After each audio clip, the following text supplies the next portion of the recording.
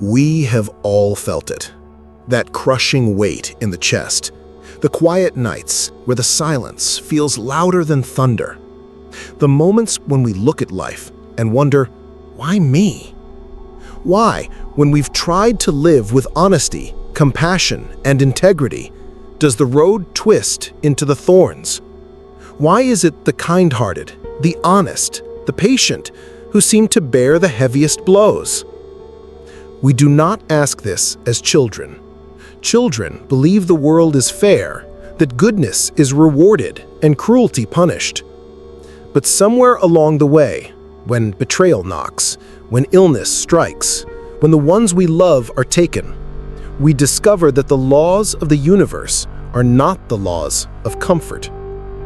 Marcus Aurelius, the emperor who ruled the known world yet carried the grief of a lifetime, once wrote in his Meditations, "You have power over your mind, not outside events. Realize this, and you will find strength." Yet in the quiet of our suffering, those words can feel distant, because before we find strength, we must face the question, why must we endure at all? Here is the unflinching truth. The world will break you, whether you are good or not.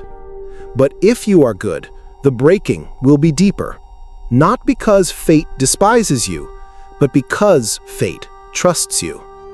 Steel is not tempered in lukewarm water. It is thrust into the fire, and good people are steel. We live in an age that confuses comfort with happiness. We are told that if we are good, life will be soft. But every Stoic who ever lived knew this was a lie. Seneca, writing from exile, declared, "No man is more unhappy than he who never faces adversity, for he is not permitted to prove himself." Think about that. Perhaps the storms are not punishments, but invitations. Perhaps the fire is not sent to consume you, but to reveal what cannot be burned. But let us be honest, it hurts. It hurts when people take advantage of your kindness. It hurts when you sacrifice for others and they repay you with silence or betrayal. It hurts when life rips away what you thought was unshakable. And yet, within that hurt lies a choice. We can collapse into bitterness, or we can forge ourselves into something unbreakable. We can surrender to chaos, or we can become the calm eye in the storm. This is why we must talk about suffering, not to glorify it, but to understand it, not to explain it away, but to stand before it without fear. Because good people will suffer. That is not a threat, it is a promise. The question is not, why me? The question is, what will I become because of this? If you and I are to walk through the darkness ahead, and we will, then we must learn what the Stoics learned, that life owes us nothing. The world will give us wounds, and yet the mind, the will, the soul, these can remain untouched. And so let us step into this together, not as victims, not as martyrs, but as travelers on the same road, carrying the same fire, refusing to let it go out. Section 1. The nature of suffering. Suffering. It is a word we all understand instinctively, even if we cannot define it in the language of philosophers. It is the tightening of the chest, the restless mind, the unrelenting thought that something is wrong and we cannot make it right. To the average person, suffering is only what happens to them: illness, loss, betrayal, poverty, heartbreak. But to the Stoic, suffering is not the event itself. It is the judgment we pass on the event. It is the story we tell ourselves about what has happened. Epictetus, born into slavery and crippled by a master's cruelty, understood this more than most. He said, "Men are disturbed not by things, but by the views which they take of them." This is not to deny the pain of loss or injustice. It is to say that the pain alone is not the prison. The prison is the belief that the pain should not be here at all. There is a hard truth here. The world does not adjust itself to our expectations. It does not pause out of respect for our grief. It will not soften its blows simply because we have done no wrong. And here lies the paradox. The good suffer more, not because they are cursed, but because they see more. The one who is numb to cruelty feels nothing when it spreads. The one with a tender heart feels every cut. The dishonest man feels no shame in betrayal. The honest one bleeds at the mere thought of it. Marcus Aurelius put it plainly: to bear trials with a calm mind robs misfortune of its strength and burden. But before we can bear trials calmly, we must accept that trials are part of the contract of life. Think of the sea. A sailor does not curse the waves, he learns to sail them. And yet, the larger and stronger the ship, the rougher the waters it will dare to enter. If you are good, you will enter deeper seas, not because you seek suffering, but because your compass points towards what is right, and that path is never the path of least resistance. Some will say, but this is unfair. Perhaps it is, but fairness is not the law of nature. It is the dream of human hearts. The Stoics never promised a fair life. They promised that we could be free even in an unfair one. Seneca reminded us, a gem cannot be polished without friction, nor a man perfected without trials. The world polishes us with the roughest stones. And yes, it will hurt, but we are not here to escape all pain. We are here to rise above it. So suffering, in its true form, is not simply what happens to us, but it is the measure of our inner mastery. A good person's suffering is a signal, not of weakness, but of responsibility. Because if we can carry it without breaking, perhaps we carry it for more than just ourselves. Section 2. Why good people bear the heaviest burden. It is a strange pattern in life. The good are tested, and the better they are, the greater the test.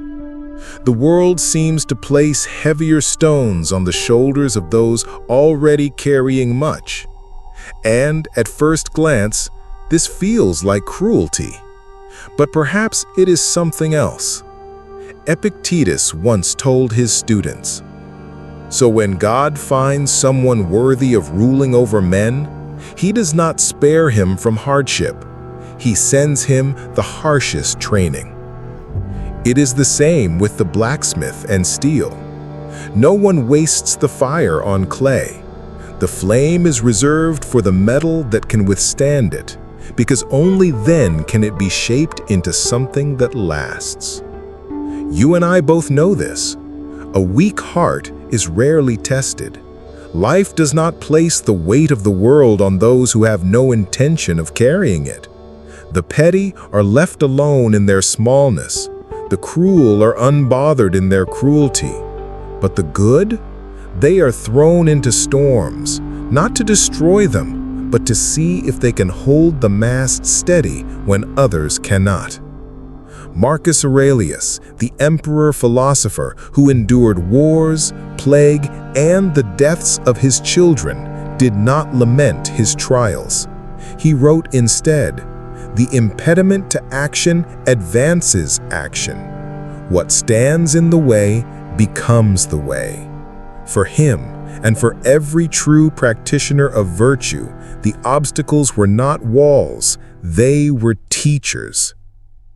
This is the burden of the good, the expectation, whether spoken or silent, that they will endure without collapsing, that they will act rightly even when wronged, that they will choose restraint over revenge, wisdom over impulse, patience over despair.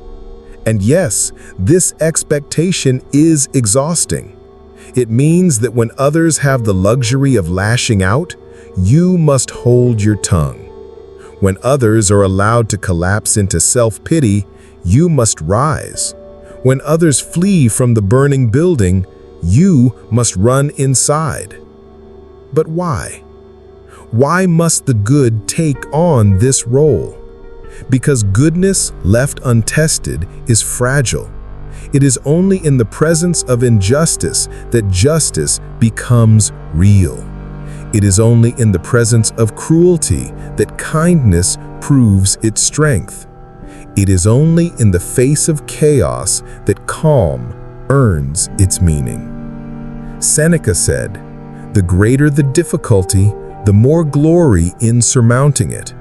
Skillful pilots gain their reputation from storms and tempests. Perhaps this is the hidden truth. Life is not punishing the good when it sends the storm. It is giving them the chance to be seen for what they are. Still, we must be careful. Carrying the heaviest burdens does not make us invincible. We are human. We feel the sting of betrayal, the weight of exhaustion, the ache of loneliness. The Stoics never taught that virtue makes you immune to pain. They taught that virtue makes you immune to destruction. And so when the next trial comes, and it will, we must remember this: the burden is heavy because we can bear it. And when we bear it, we do not bear it for ourselves alone, but for everyone watching silently, wondering if it can be done. Section 3. The transformation of pain into power. Pain has two faces. One devours you, leaving you hollow, bitter, and small. The other shapes you, sharpening your edges, deepening your sight, and fortifying your spirit. The same wound that destroys one man can forge another into steel. The difference lies not in the wound, but in what we do with it. The Stoics knew this well.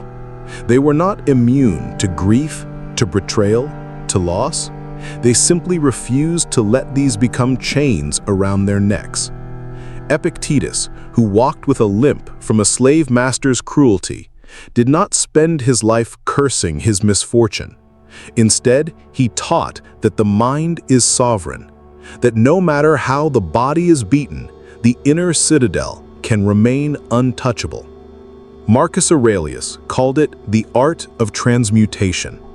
The mind adapts and converts to its own purposes the obstacle to our acting. The impediment to action advances action. What stands in the way becomes the way. This is not a metaphor, it is a formula. So how do we transform pain into power? There are steps, clear, brutal, liberating steps. Step 1. Face reality without flinching. Suffering worsens when we deny it. When we say, "This should not be happening," we multiply the pain. A Stoic begins with acknowledgement.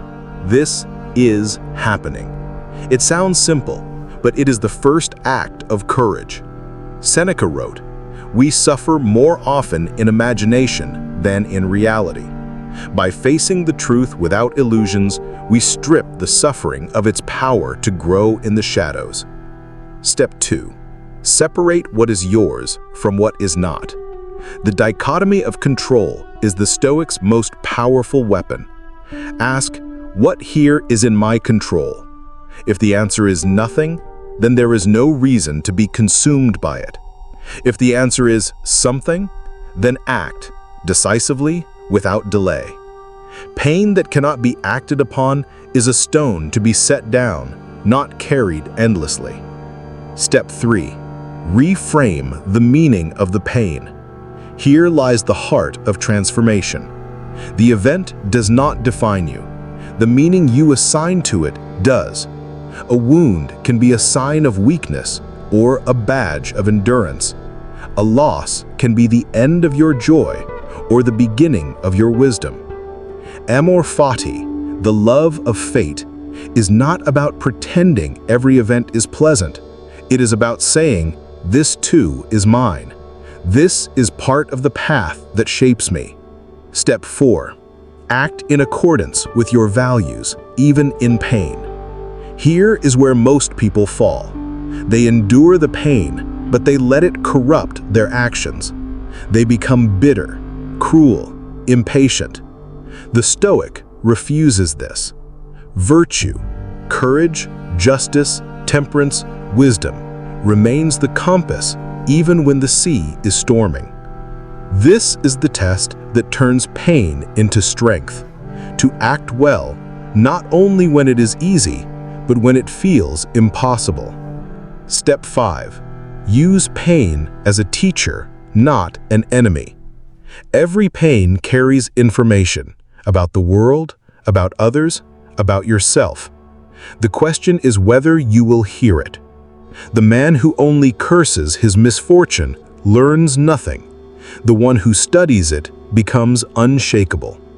As Epictetus said, difficulties show a man what he is. The good person uses each difficulty as a mirror, revealing both the cracks to be mended and the strengths to be deepened. Pain, then, is not simply to be endured. It is to be used. It is the forge in which we are tempered, the grindstone against which we are sharpened. And when we rise from it, we carry not only the memory of the suffering, but the tools it gave us. This is the transformation, to step out of the fire, not as ash, but as steel. Section 4. The Inner Fortress. There comes a point in every life where the storms are no longer a surprise, where you stop asking, will hardship come, and start asking, will I be ready when it does? It is here that the Stoics begin their most important work. Not in the marketplace, not in the courts, but in the silent construction of an inner fortress.